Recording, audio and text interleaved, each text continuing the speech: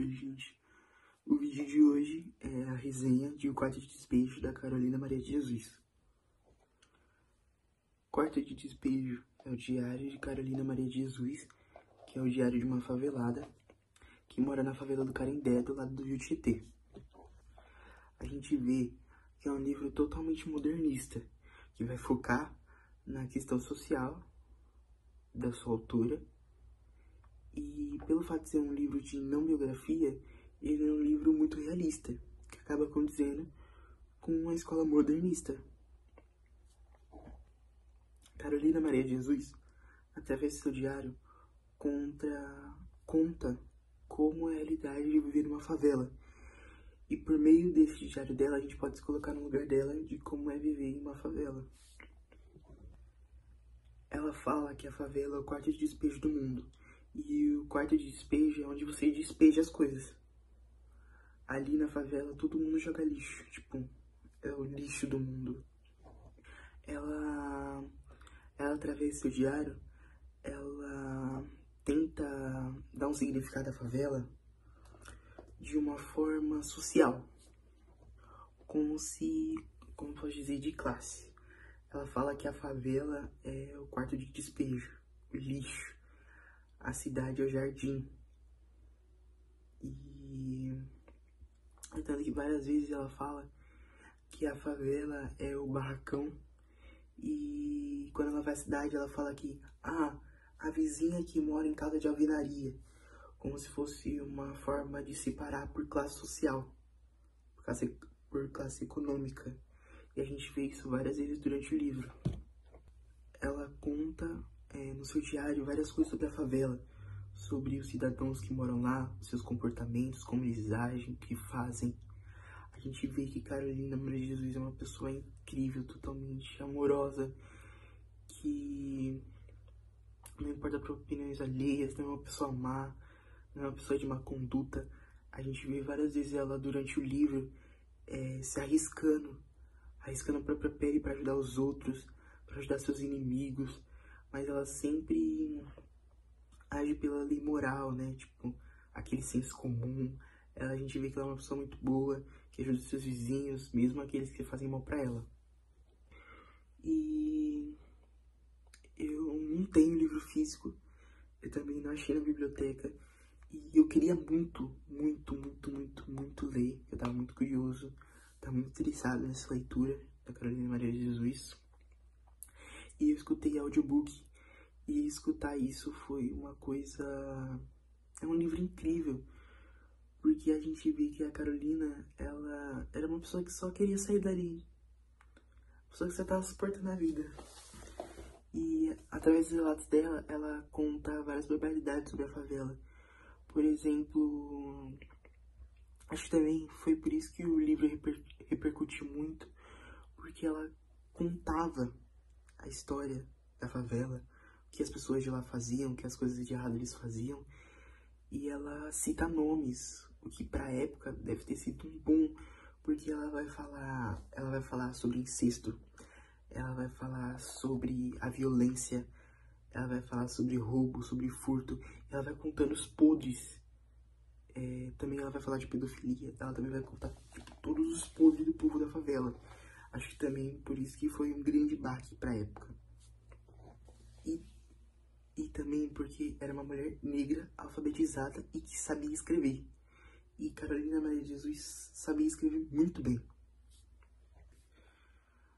Acho que uma das experiências mais incríveis que esse livro me proporcionou foi eu me colocar na pele. Passar na pele de uma pessoa como é passar fome. E é tanto que eu escutava e toda hora eu ficava com fome e não tinha o que comer. Tipo, não tinha.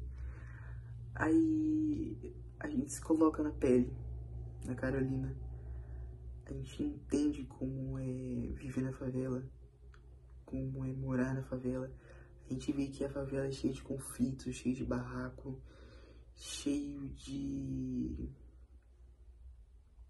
coisas fúteis, pessoas fúteis e barraqueiras. É tanto que ela vai fazer uma análise sobre as pessoas ali em faixa etária, que é de idade. Ela vai falar que as crianças, elas não são crianças inocentes, elas já sabem a maldade do mundo, elas já não têm inocência, que as mulheres de lá eram indecentes porque elas brigavam, elas ficavam nuas, as crianças viam, e isso afetava muitas crianças e também afetando a favela. É tanto que ela fala várias vezes que dali não ia sair ninguém bom, nenhuma pessoa boa, de caráter. A favela acabava influenciando as pessoas a serem ruins e ficarem mais ruins em todas as áreas da vida.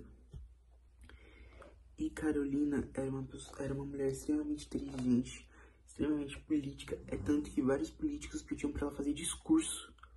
Sabe o que é uma favelada? Você pedir pra uma favelada fazer discurso? Eles pediam. É tanto que ela fala que o Brasil devia ser dirigido por alguém que já passou fome. Porque a fome ensina, a fome é professora. É tanto que ela também vai fazer uma análise econômica do país e da região. No começo do diário, a gente vê que não é uma vida tão difícil. Mas conforme o diário vai desenrolando, vai passando, os anos vão passando, a gente cresce junto com Carolina, a gente amadurece, a gente vê ela mudar, a gente vê ela se transformar, a gente vê os filhos dela crescer, a gente acompanha a vida dos vizinhos. E a gente vê, a Carolina mostra uma visão econômica da época, em que o preço das coisas estava ficando mais caro. E é tanto que teve uma época que ela relata várias vezes que o povo da favela estava começando a imitar os corvos. Que nem os corvos tinham comida para corvos. Que nem os corvos tinham comida para comer agora. Então a gente vê uma literatura totalmente realista. A Carolina, ela não enfeita as palavras, ela mostra a realidade de forma muito clara e ampla. Eu vou ler aqui agora para vocês um trecho da divisão de classe que eu falei, que a Carolina menciona.